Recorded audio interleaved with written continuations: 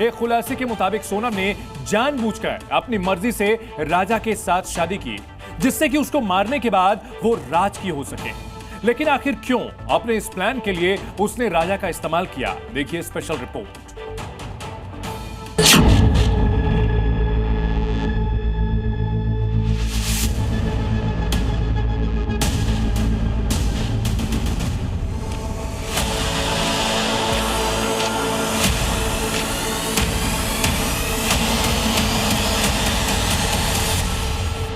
Photo में भोली भाली दिखने वाली, परिवार के सामने एक अच्छी बेटी, अच्छी बहू का नाटक करने वाली सोनम रघुवंशी कितनी शातिर है और किस सफाई के साथ उसने राजा के मर्डर का सारा खेल रचा, ये अब एक एक कर खुलासा होने लगा है। सोनम को राजा नहीं, राज चाहिए था। 5 साल छोटे राज के साथ शादी करनी थी, लेकिन ये उसके परिवार को मंजूर नहीं था। इसलिए उसने ऐसा खेल रचने की कोशिश की जो कि फुल प्रूफ था।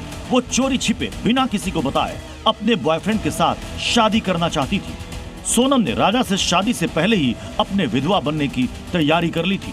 राजा सोनम की 11 मई को शादी हुई थी और 11 फरवरी को रिश्ता तय हुआ था।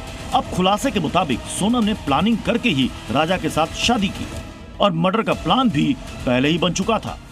राज कुशवाहा और सोनम रघुवंशी की प्रेम कहानी में जाति और उम्र रोड़ा थी। दोनों जानते थे कि शादी नहीं हो सकती, पर जुनून सवार था शादी करने का। इसीलिए सोनम रघुवंशी ने प्लान विधवा तैयार किया, शादी की और शादी के बाद वो विधवा बन गई। वो जानती थी कि प्लान विधवा पूरा होते ही वो राज कुशवाहा की हो जाएगी। सूत्रों के मुताबिक सोनम और राज कुशवाहा की आशिकी की प्लानिंग के बीच पिस गया राजा रघुवंशी। शादी से पहले सोनम ने राज से कहा था कि उन दोनों की शादी संभव नहीं है, लेकिन तभी सोनम ने राज के साथ साजिश रची कि शादी के बाद लूटपाट की कहानी बताकर पति की हत्या कर देंगे, मैं विधवा हो जाऊंगी, मैं खुद को मरा हुआ दिखा दूंगी और फिर दोनों शादी कर लेंगे। सोनम रघुवंशी ने अपने प्लान पर अमल किया। उसने शादी की और इसके बाद वो जबरदस्ती राजा रघुवंशी को शिलोंग हनीमून पर ले गई और यहीं पर उसने अपने प्लान विधवा के तहत राजा रघुवंशी का मर्डर करवा दिया।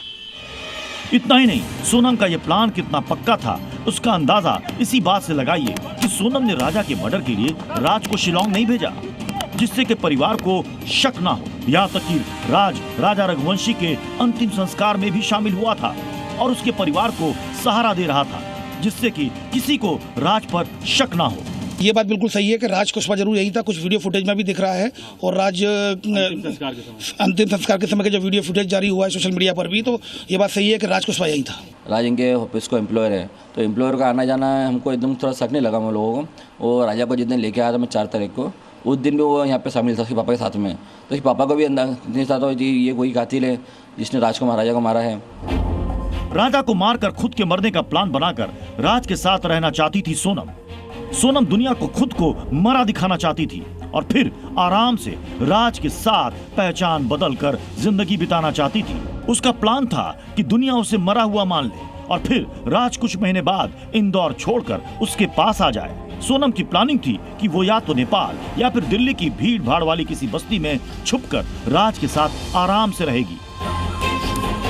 इस पूरी प्लानिंग के लिए वो शादी और उसके तुरंत बाद भी राज के संपर्क में थी, यहाँ तक कि शादी के बाद मायके गई और वहाँ ही पूरी प्लानिंग को अंजाम दिया। राजा की माँ ने भी बताया कि सोनम हनीमून के लिए मायके से और राजा अपने घर से गया था। जाने का टिकट सोनम ने करवाया था, उसको तो ये भी नहीं पता होगा, इसके बेटे ने इसको बता दिया। शिलोंग जाने का प्लान मेरे बेटे ने तो बता के गया, प्लान नहीं था ना। हाँ, सोनम ने प्लान बनाया, ये सोनम ने बनाया होगा, आगे उसकी जगह देखी हुई भी होगी। अपन को ये भी नॉलेज नहीं, हमारे घर से कोई भी नहीं गया, ना परिवार से गया, मेरे बेटे को उधर का नॉलेज नहीं था। लेकिन सोनम के सारे प्लान पर पानी फेर दिया पुलिस की जांच ने। जैसे ही राज कुशवाहा की गिरफ्तारी हुई, सोनम ने भी सरेंडर कर दिया और सारा खेल खुल गया।